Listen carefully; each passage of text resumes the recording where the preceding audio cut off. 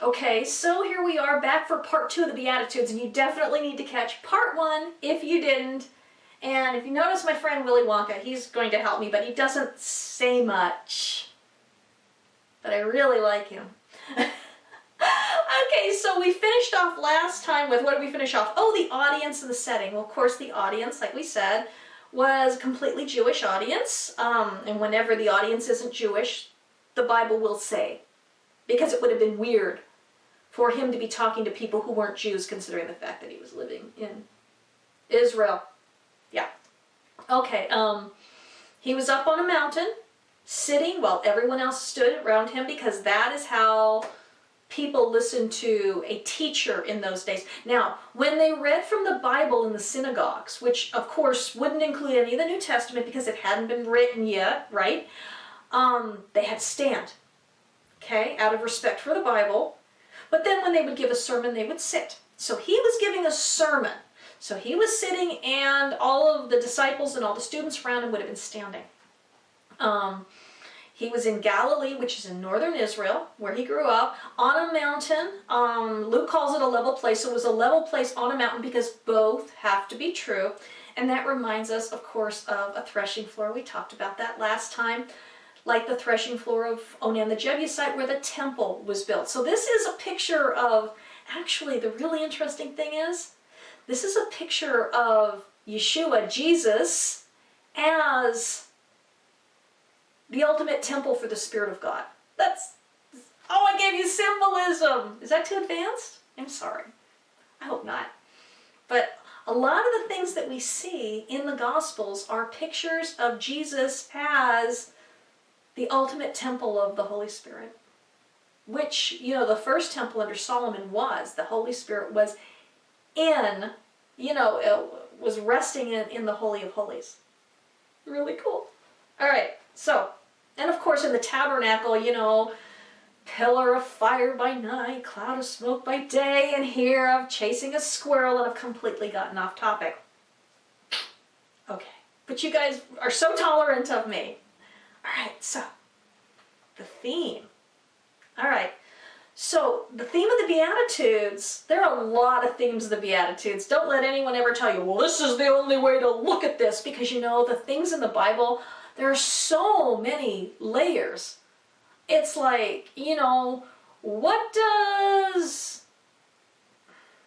Never mind. I'm not going to go there. You know, but a lot of times when they say, well, what does something mean? Well, there are a bunch of different answers. Not just one. Okay? And this sermon was like that. There were so many layers based on their culture at the time. One of them being honor and shame, and we're going to talk about that. Okay, so one of the themes was those who are honored in the world to come, what the Jews would call the Olam Haba, the world to come. That is when Messiah is going to rule and reign on earth. Now, if you thought that was a Christian belief, no, that was actually a Jewish belief. And everybody but the Sadducees believed in the resurrection, into a physical body here on earth to live under Messiah's reign. Okay, they just didn't expect it to happen the way it happened. They didn't think anyone would go first. They thought it was going to happen to everyone all at once. This is just all stuff I cover in my new book. That's not out yet. Unless you're watching this many months from now. All right, so those who are honored in the world to come, the Olam Haba, are not always the people who are honored in the present age, the Olam Hazeh. So that makes sense, right? The people in the kingdom, you know, people in Messiah's kingdom who receive, like, who have great reputations and who have a lot of honor, aren't going to be like the people, I mean, look, today we admire sports stars and movie stars and maybe not politicians, but, you know, a lot of the people that we honor and we heap praise on aren't going to be great in the kingdom. Now, some of them might be. You know, some of them might really be. We just don't know. But a lot of the people who are considered the dregs of the society now, the least of these, well, they're going to be most honored in the kingdom. And that's just an example of righteousness and justice. And I'll talk about that in just a minute. So, Another theme is what a true disciple of God looks like, as opposed to what gains honor among men. We talked about Psalm 1. Psalm 1 says, "Blessed is the man who does not walk in the counsel of the wicked, stand in the path of sinners, and sit in the seat of scoffers." Boy, am I glad I memorized that a couple of years ago. "But the law of the Lord is his delight, and he meditates in his law all day long, and he shall be like a tree planted by rivers of water," blah, blah, blah, blah, blah. Okay, you can read it on your own. But that was telling people excellent qualities for someone who is going to represent God well. Well, here, Yeshua, Jesus, is teaching us how to represent God even better. Because you know when they have the laws of God, like, don't do this, don't do that, don't do that. Well, and then Jesus comes along and he preaches it on steroids. He says, not only are you not allowed to cheat on your husband and wife, you can't even look at anybody else like that. Wow. Okay? He brought a lot of truth. He says, not only are you not allowed to be hateful to people in your actions, but you can't hate them on the inside either. Whoa. You know, I am not there yet. I'm not. So many things. He made the laws of God. See, when the laws of God were only external, people would often just obey them on the outside.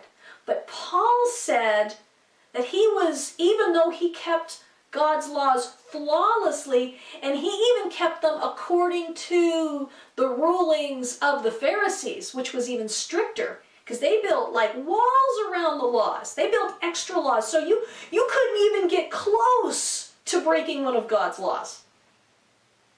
With some exceptions. We'll talk about that sometime. Because sometimes they played one law against another, so they could get out of one law under the auspices, under the illusion of keeping another. And that's just not cool. Okay? You don't let your mom and dad starve by playing off a technicality on something else. Jesus talked about that. All right. Where was I? All right. So, but Paul said even though he was flawlessly keeping the laws of God on the outside, inside he was filled with hatred, murder, envy, horrible things. Okay? But Jesus came, Yeshua came, so that we could be born again, created anew by his death, burial, and resurrection. When he defeated the forces of evil, and we could be made new again on the inside and start the process of becoming more and more like God, not on the outside only, because that's important too. Could you imagine if you were just a nice person on the inside, you were like nasty to everyone? How does that even work? You say your little brother or sister, "I love you in my heart." Yeah, they're believing it, right? Don't do that. Or I'm going to have your parents, contact me and I'll read your name. I won't. Just kidding. Okay, please do not send me the names of your children who beat on each other. Or I'm going to have to get letters from all of you. What have I done? I've gotten off track again. All right, so like I said, the other theme was what a true disciple of God looks like as opposed to what gains honor among men. And we're going to see a few words over and over and over again as we go through all of his teachings. And one of the words is righteousness and the other is justice. Now, righteousness does not mean super good, doing everything right. Righteous is a legal term. It's like our version of innocent and guilty. It means when two people are standing before a judge and they've asked him to render a verdict, that one will be declared righteous and the other one will be declared unrighteous. That doesn't mean one person does absolutely everything right and the other person does absolutely everything wrong. It means in that situation, one person's right, one person's in the right, and one person's in the wrong. So we've got the righteous person is the person who was judged right in that situation. So that's righteousness.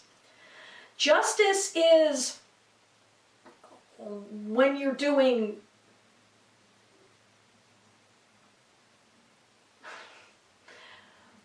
justice is when you're oh, you know what? All of a sudden my brain's right. So let me talk to you about righteousness and justice.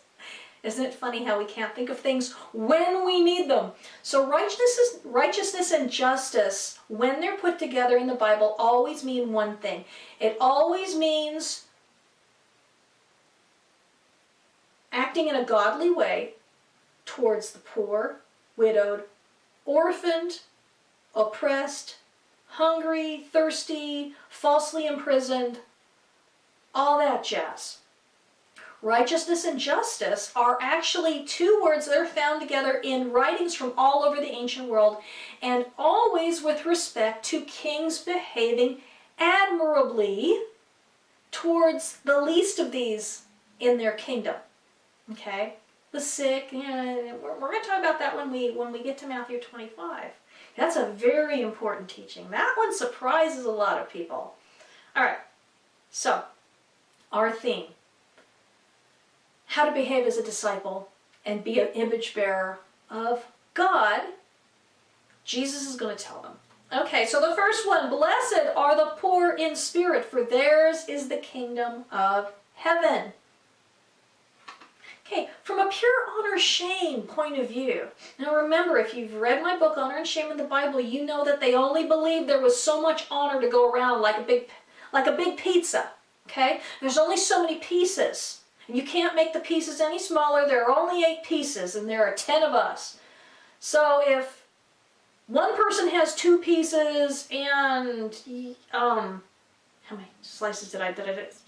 8 slices, and so there are 6 people, and they each have 1 slice. It means 2 people have no slices. You know, the only way to get more pizza is to steal somebody else's. And in order to do that, they would do rotten, underhanded things to one another. They would shame each other. They would embarrass each other publicly. They would drag each other's families through the mud. That's a lot of the things that we see going on between Yeshua and the Pharisees when they saw he was getting a lot of honor, which means they had less. I mean, the more honor he got as a teacher, the less the other teachers had. They got jealous, and so they were always trying to trick him, trap him, in order to say something embarrassing, so, he loses his honor and they gain it. Okay? So, a lot of these are going to be tied to honor and shame. But there's also other aspects too. So, blessed are the poor in spirit, for theirs is the kingdom of heaven. Now, being poor in spirit in other Jewish writings is tied to being humble, as opposed to being like overflowing in haughtiness, pridefulness, arrogance, self-seeking. A humble person isn't going to go out trying to get honor for themselves at the expense of somebody else. They're not going to try to rob somebody else's well-earned good reputation, right? Why would we do that? If someone's earned a good reputation, why would we try and take that from ourselves? No, a humble person would just keep doing what is right and being a servant, as Jesus always did. And they would take whatever God threw their way, which in Jesus' case was a bunch of miracles. And a lot of very wise teachings, right? He's the Son of God. He had a little bit of an advantage over me, who can't even hardly put 2 concepts together. All right, so we've got humility, being humble, not going after other people's honor, not hurting other people, not being self-seeking and selfish. But also it's not easily provoked to anger. That was another meaning of being poor in spirit, because you know what, if you're really, really humble, it's not easy to make a really, really humble person angry, because most of what makes me angry is stuff that offends my pride. Just saying. But what if, let's look at monetary. Let's look at poor as opposed to rich. The Sadducees were very, very rich, They were the Jewish political party that was buying the high priesthood from Rome. They were actually buying what was supposed to be a hereditary office.